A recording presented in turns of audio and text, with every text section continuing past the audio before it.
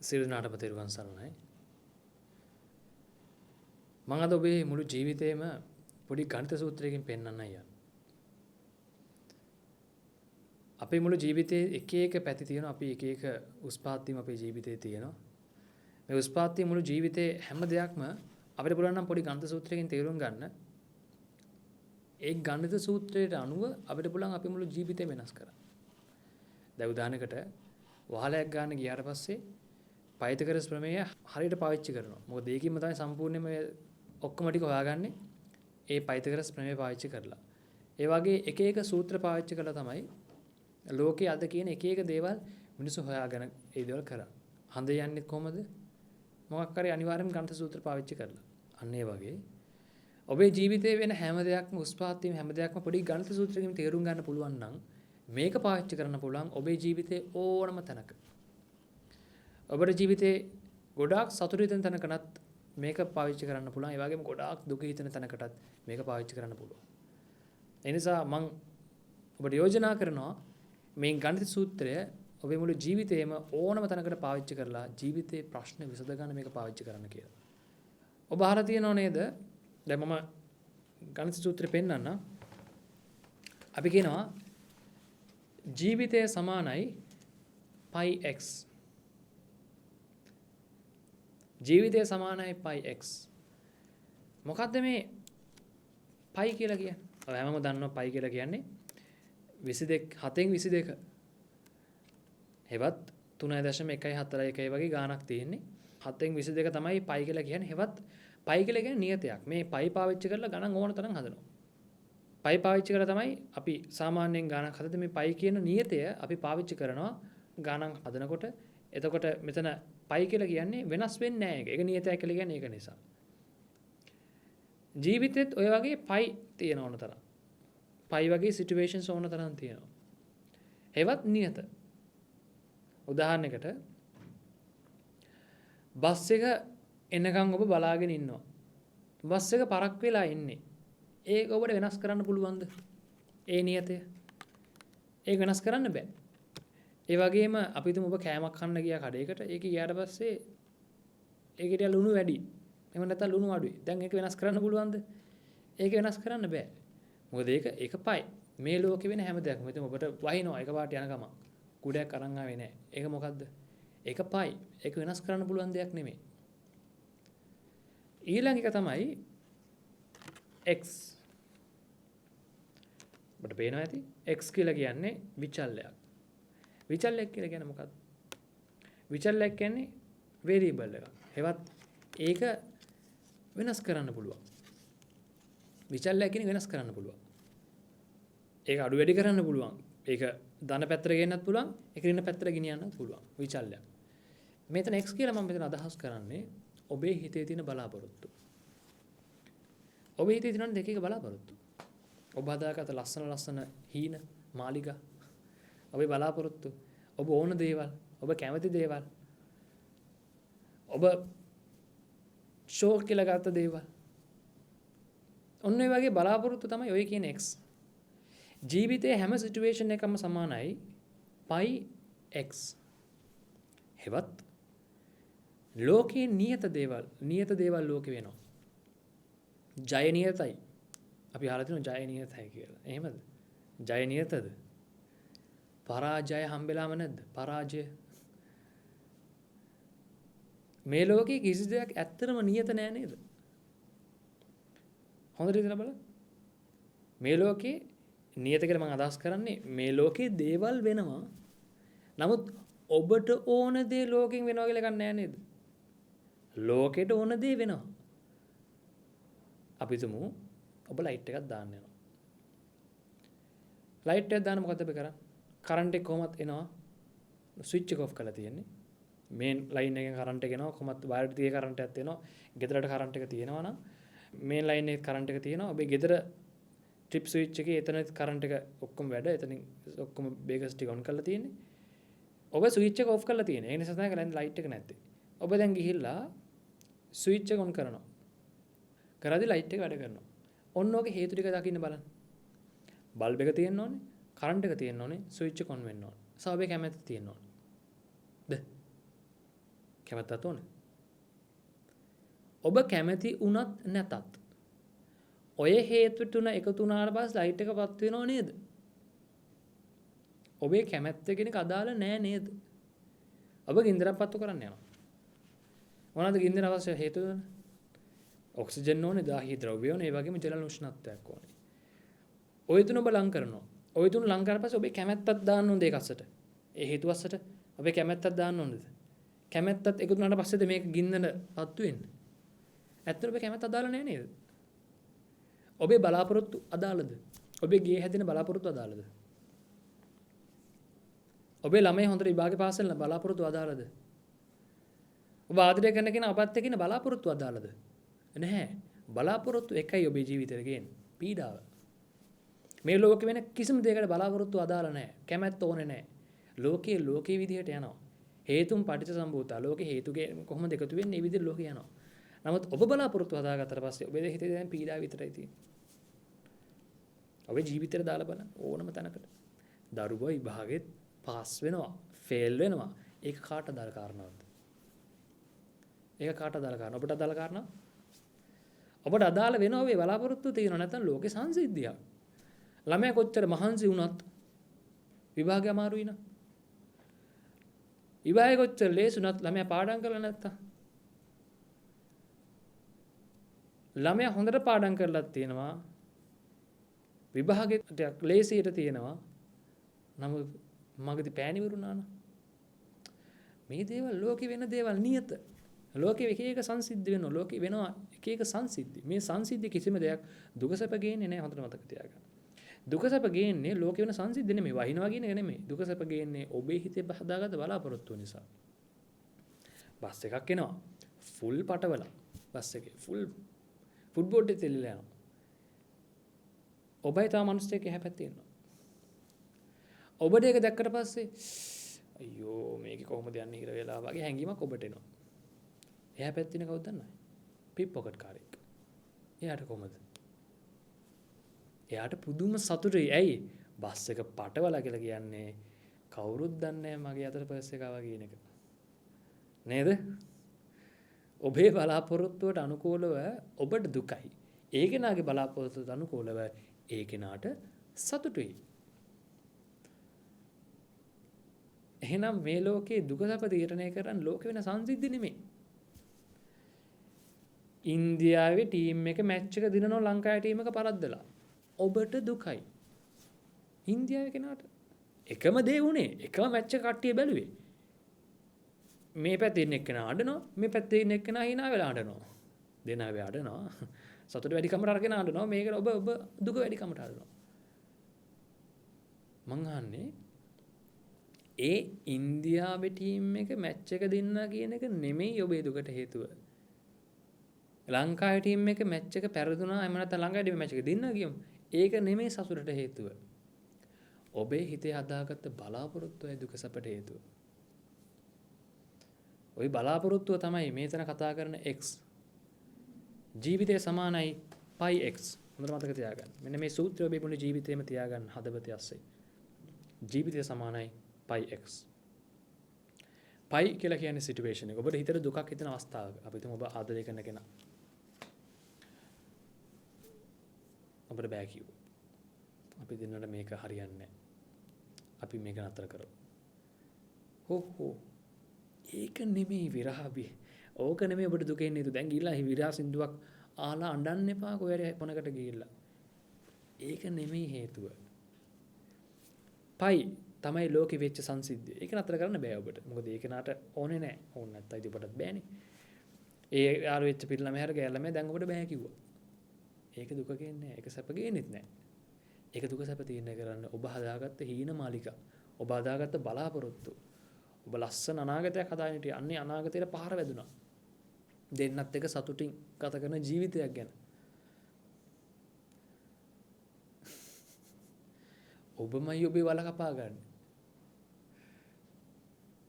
මට මතකයි දවසක් අපි ඉන්නකොට බස් වෝල්ට් එකේ මේ ඔය වැඩකට ගිහිල්ලා බස් වෝල්ට් එකත් කඩේකට ගිහිල්ලා කොල්ලගේ පිරිගෑල්ලා මේක එතන හිටියා. අවුරුදු පිටුමු ඉස්කෝලේ 10 වසර වගේ පොඩි බට්ටිය කතා වෙනවා එහෙනම් අපිට මේ අපි දෙන්න ඉතින් ළමයි 4-5 දෙනෙක් හදා ගන්න ඕනේ. චූටි රයිස් කුකර් එක මදි වෙයි නේද? හිතපු දුරක්. චූටි රයිස් කුකර් එක මදි වෙයි ඉතින් හදා ගන්න මොකද දරුවොත් හදලා ඔක්කොම කරලා ඉවරයි. ඒ ජීවිතේ. අනේ අනිච්චා. පිංගුතුනි දැන් වැරදිලා හරි අර පිරිමි ළමයා කිව්වොත් එහෙම අර ගෑල් ළමයාට මේ හරියන්නේ නැහැ නේද කියලා බෙල්ල වෙලා දාගනි. සීදි විනාසා ගනි. ෆැන්ඩෝල් කාඩ් දැබ්බොයි මැරලා යන්න කියලා. මොකද ඇයි නිකන් දුක් විඳින්නේ ඔබ හදාගත්ත බලාපොරොත්තු නිසා. පිටුතුනි ගැලවෙන්න පුළුවන්. අපි කා පාරක් තියෙනවා තනින් ගැලවෙන්න. අන්නේ පාර අනුගමනය කරලා ඔබ තනින් ගැලවෙන්න ඕනකමයි ප්‍රශ්නේ. ජීවිතයේ කිසිම ඉවෙන්ට් එකක් දුක සැප ගේන්නේ නැහැ. ඕනකම තමයි දුක සැප තීරණය කරන්නේ. හොඳට හිතලා බලන්න. මම ඔබට අපිට කාරණාවක් කියන හිතන බලන්න. ඔබ හිතලා බලන්න ඔබේ ජීවිතේ ඔබ තීරණ ගන්නවනේ එක එක જાතිය. දැන් උදාහරණයකට අපි ගත්තොත් පොඩි ළමයෙක්ට නම් ඒලවල කරන්නේ මොන විෂයද? ඒක ලොකු තීරණයක්. ඊට පස්සේ කරන රස්සාව මොකක්ද? ඒක ජීවිතය ගන්න ලොකු තීරණයක්. කසාද ලොකුම තීරණයක්. ඒක ලොකුම තීරණයක්. ගන්න වාහනේ ගෙදර තට්ටු ගන්න. ගෙදර ගන්න තීන්ත මොන පාටද? ඔක්කොම ඔය එක එක જાති තීරණ. දැන් අපිට හිතනවා මේ තීරණ හැමදේම ගන්න කවුද? ඔබ මම අපි ගන්න තීරණ තියෙන. ඇත්තටම තීරණ අපි ගන්නව නෙමෙයි. තීරණ කියන ඒවා ඩිසිෂන්ස් කියන ඒවා අපි කරන දේවල් ඔක්කොම ගැනෙනවා. කෙරෙනවා. ඒ ටික තීරණය කරන්නේ ඔබ ඇසුරු කරන දේවල්. ඔබ ඇසුරු කරන පිරිස. ලස්සන කතාවක් කියනවා. ඔබ ඇසුරු කරන 5 දෙනා මට පෙන්වන්න. මම ඔබ කවුද කියලා කියන්න. ඔබ ඇසුරු කරන 5 දෙනා මට පෙන්වන්න. මම ඔබ කවුද කියලා කියන්න. හොඳට හිතලා බලන්න.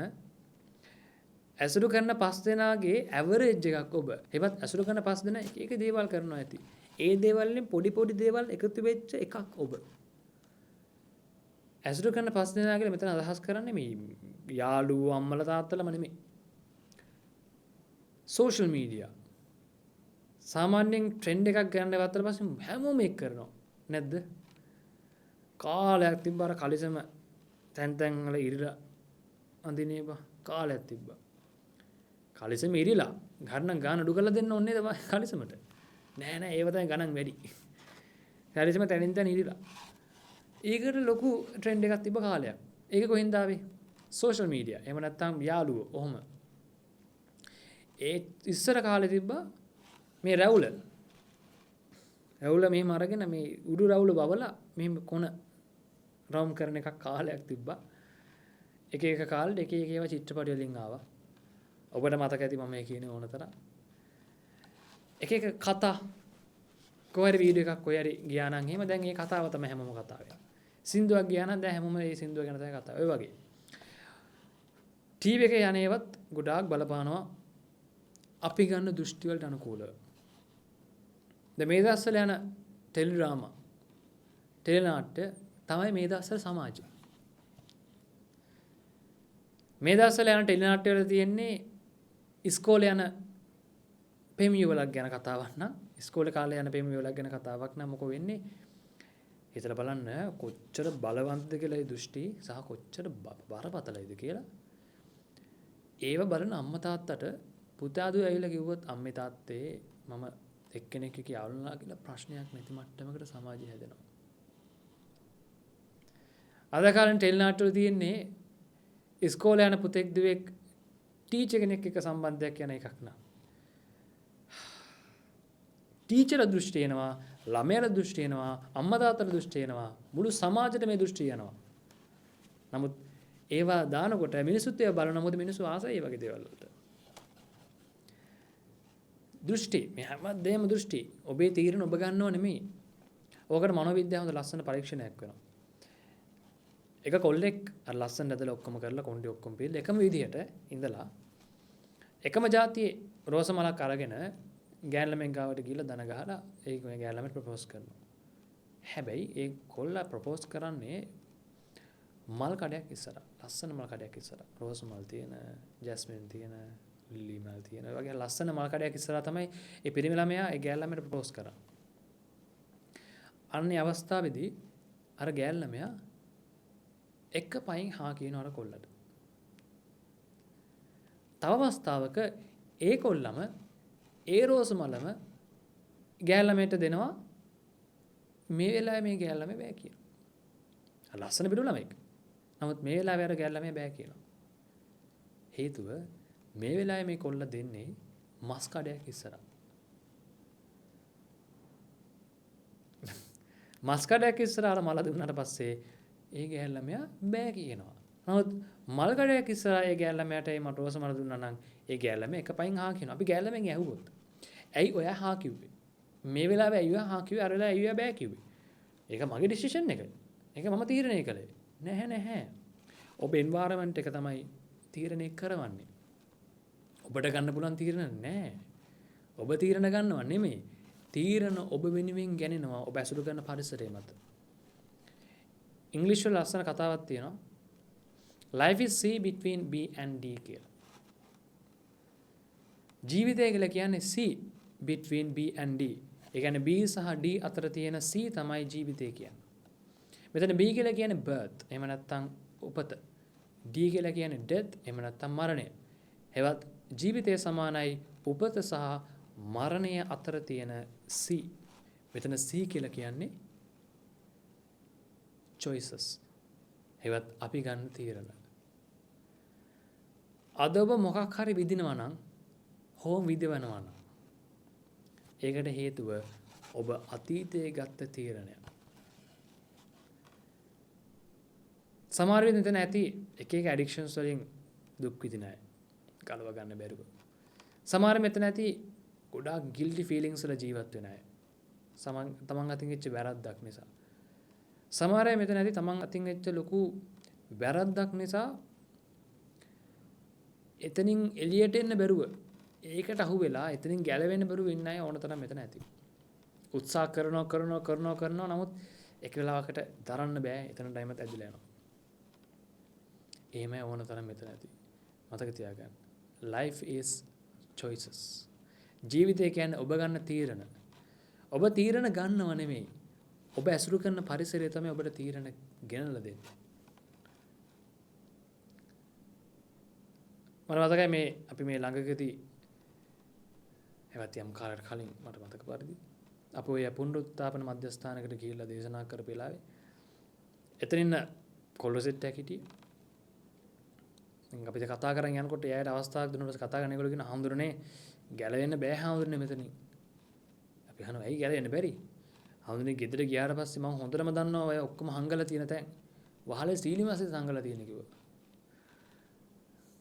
සීලිමාසේ හංගලා තියෙන ඇඳේ මෙට්ටස්සේ හංගලා තියෙන මේ එක එක තැන් මට කිව්වා. මෙන්න මේ තැන් වල හංගලා තියෙන කියලා. බලන්න එයාට ගැලවෙන්න බෑ නෙමෙයි එයාට ගැලවෙන්න බැරි වෙන්න එයා පාර කපාගෙන.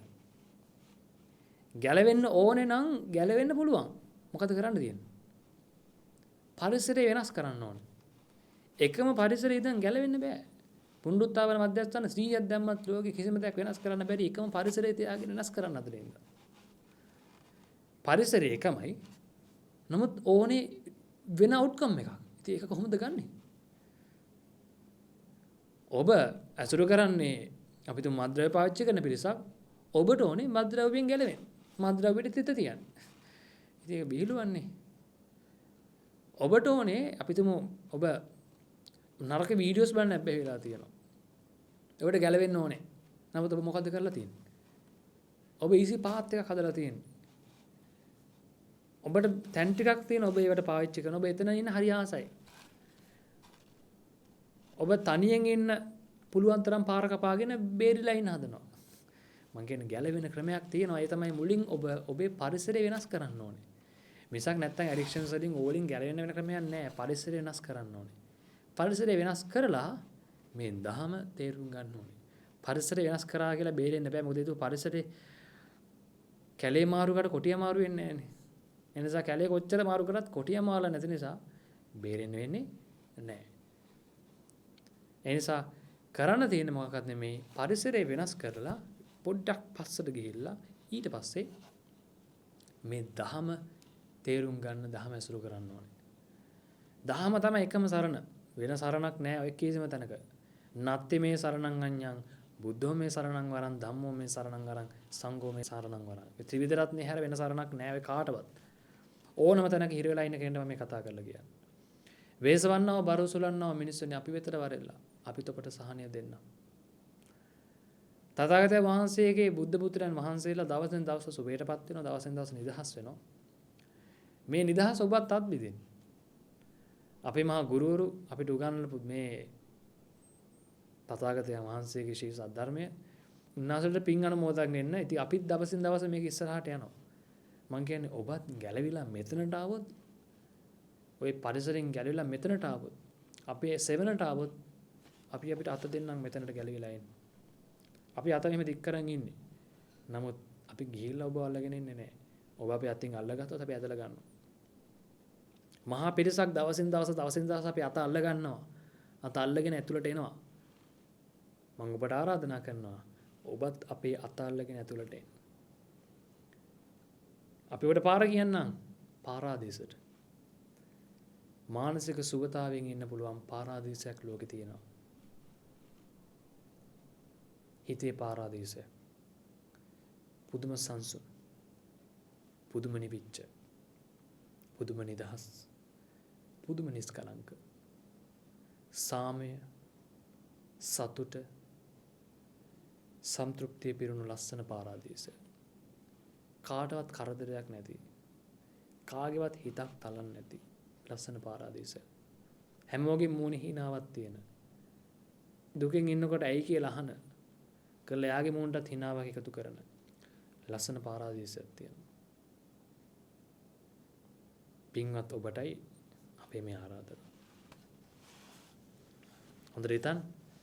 ජීවිතේ හරි දිරණ ගන්න. ඇසුරු කරන පස්සනා ගැන හරි විමසිල්ලෙන් ඉන්න. ඒ ඇසුරු කරන පස්සනා තමයි ඔබ. හිතලා බලන්න. සියලු දෙනාටම තෙරුවන් සරණයි. නිබ්බාන පරම සුඛයෙන් සුඛිතතර වෙත්වා.